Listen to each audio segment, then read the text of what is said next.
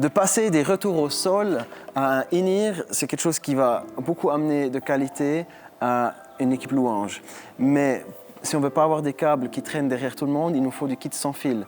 Et ça peut devenir très cher ou alors très mauvais. Et je crois que j'ai trouvé une solution qui correspond et au budget et aux attentes au niveau qualité. Je m'appelle Josh, bienvenue sur Techlésiaste. Donc le produit duquel on parle aujourd'hui, c'est le Phoenix Pro PTM 10. Et j'ai vu beaucoup de revues sur YouTube et je me suis dit, ok, ça a l'air d'être intéressant. Alors j'en ai commandé 4 et je les ai installés dans un rack. Et maintenant, ça fait presque une année qu'ils sont en service et je me permets que maintenant de faire une revue parce que je ne voulais pas vous vendre quelque chose qui ne marche pas. Donc c'est un kit assez simple. Il y a deux variantes. Il y a la version en 500 Hz et la version en 900 kHz. Ici en Suisse, c'est le 500 qui est légal. Et si vous êtes en Europe, probablement que c'est ça aussi que je vous conseille. Si vous êtes ailleurs, regardez ce qui est permis dans votre région. OK. Donc ce qu'on a fait, c'est qu'on a installé 4 de ces émetteurs en rack et on a acheté 4 récepteurs.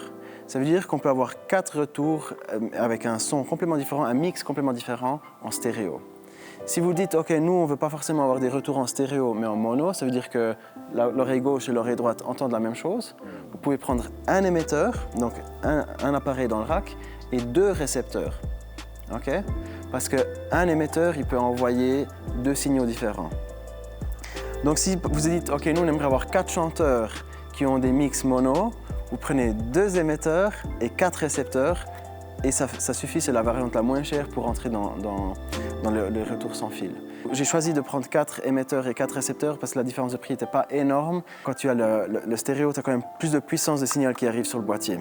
Voilà, un kit coûte 230 francs ou dollars en fonction de où vous êtes. On a pu faire un deal avec eux, donc si vous mettez le code Techlésiaste, vous avez un rabais. Et en plus, nous, pour l'instant, c'est le seul moyen pour nous de faire aussi un petit peu de l'argent pour la chaîne, pour continuer de faire des vidéos. Donc c'est clair que si vous achetez un de ces produits avec le code Techlésiaste, ça vous aide beaucoup pour continuer de faire des vidéos. J'aimerais pas que vous preniez juste ma parole pour la qualité. Alors du coup, j'ai pris un enregistreur, je l'ai branché après le récepteur et je me suis promené dans la salle pendant qu'il y avait une répète. Et maintenant, vous pouvez écouter à quoi ça ressemble. Et c'est comme si vous étiez dans la salle avec des écouteurs pendant cette répétition.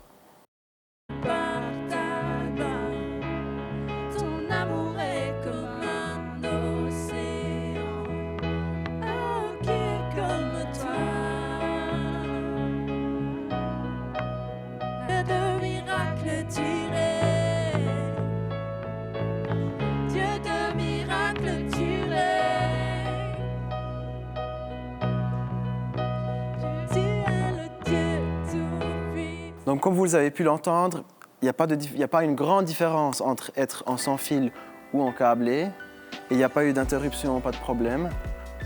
Je pense qu'il y a des choses que vous pouvez faire pour éviter des problèmes, c'est de ne pas mettre de routeur Wi-Fi sans fil dans le même rack et d'avoir des piles assez puissantes. On a fait une vidéo là-dessus, vous pouvez cliquer sur le lien pour regarder ça.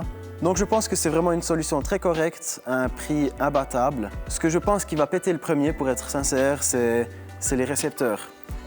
Vous voyez, c'est contrairement au boîtier Shure en métal, c'est ce genre de choses qui cassent. Donc il faut sensibiliser votre équipe à être attentif. L'antenne, si vous le mettez n'importe comment sur votre chaise, dans votre veste ou dans votre poche, ça va casser. Ici, on voit celui-ci, il a perdu sa bague, c'est pour ça que je l'ai d'ailleurs. Contrairement à d'autres fournisseurs chinois, j'ai eu un problème avec un émetteur, je leur ai écrit un mail. La semaine d'après, ils m'ont envoyé un nouveau sous garantie. Donc c'est aussi bon à savoir que c'est une boîte qui s'assure que leur client est satisfait. Pour résumer, je pense que c'est une très bonne offre pour les chanteurs qui se déplacent. Pour les musiciens qui sont plutôt statiques comme la batterie, guitare, piano, vous avez meilleur temps d'aller avec des câbles. Mais pour tout ce qui est chanteur ou un guitariste qui se déplace, ça, je pense que c'est vraiment une solution très fair-play. N'hésitez pas à mettre un pouce en l'air, de vous abonner, ça nous ferait plaisir. Et à bientôt. Bye bye.